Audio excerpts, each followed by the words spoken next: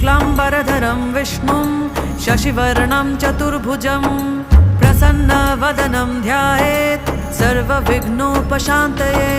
व्यासं वसिष्ठनप्तारं शक्तिः पौत्रमकल्मषं पराशरात्मजं वन्दे शुकतातं तपोनिधिं।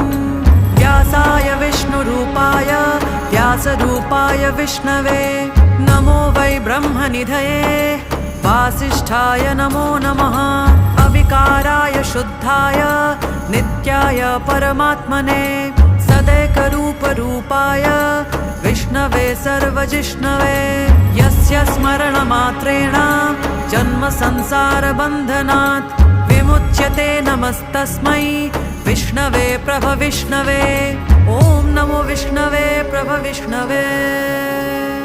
श्रीवैशम्पायन उवाच श्रुत्वा